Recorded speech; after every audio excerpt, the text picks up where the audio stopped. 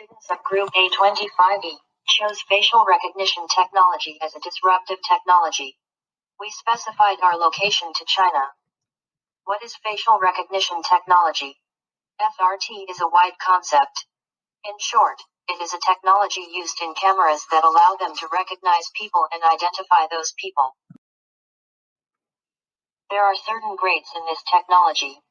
The most basic facial recognition technology is facial detection. This technology recognizes whether an object is a person.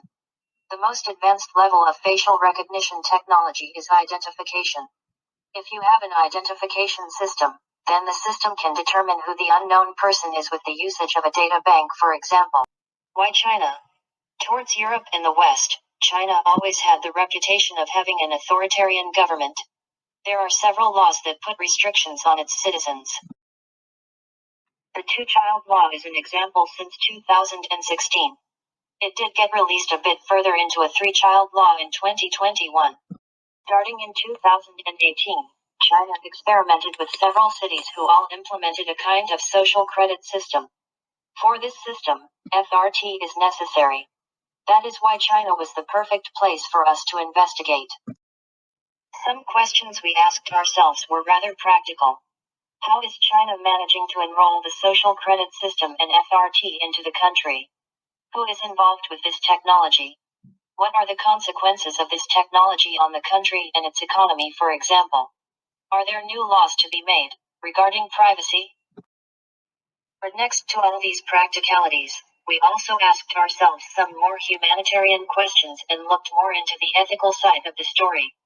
Will privacy and security be guaranteed? Will the data only be used for good purposes, like locating criminals? What are the good and bad sides about this technology? Could there be any more privacy-friendly alternatives? All of this and more will be discussed in this video. Let's begin. Impact analysis. In the social credit system, you gain and lose points by doing good and bad things. The amount of points determines your score and what you are allowed to do and what you aren't allowed to do, like free health checks or denied access to certain airplanes. A good working credit system means a lower crime rate, fewer missing children, and that people who work hard and fair actually gain benefits.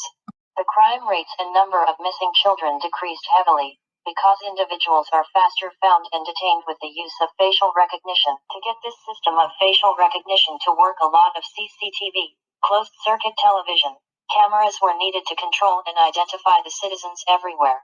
In 2018, the number of CCTV cameras in China was around 170 million. This number has severely increased to the number of 640 million CCTV cameras. An example of a company that develops FRT hardware is Megaeis. The amount of employees went from about 30 in 2014, up to 3,000 in 2020. So it's certain that the implementation of FRT is good for the economy. The social credit system also has bad influences on society. The difference in credit scores and rights only increases the difference between the poor and the rich. This separates the citizens even further. This creates a world on the black market for data leaks or hackers that increase credit scores. The last thing that the citizens didn't expect is that the CCTV cameras are used by the government to detect Uyghur Muslims to put them in what the Chinese government calls re-education camps. Ethical analysis. After analyzing the matter from an ethical point of view, it is obvious that the issue concerning the Chinese people is the protection of their own personal and biometrical data. Secondly, how this situation could unfold has some big implications on how personal privacy would be perceived throughout the world. The ethical theories we considered were utilitarianism and virtue ethics.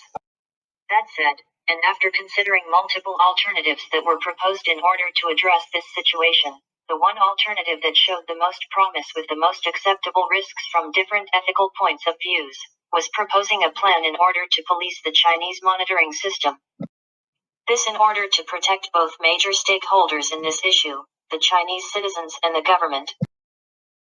Because both the Chinese citizens and the government stand to lose in a situation where the personal data of Chinese citizens is being accessed by third parties with malicious intentions.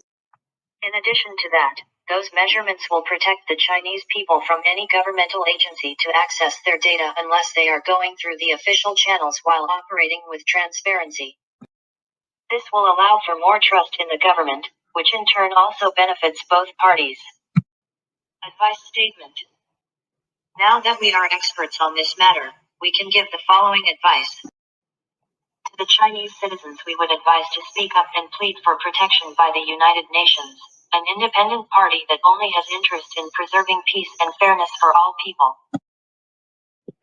As for the Chinese government, we would recommend renewing their outdated personal information protection law, so that their citizens' personal information that is collected is in safe hands.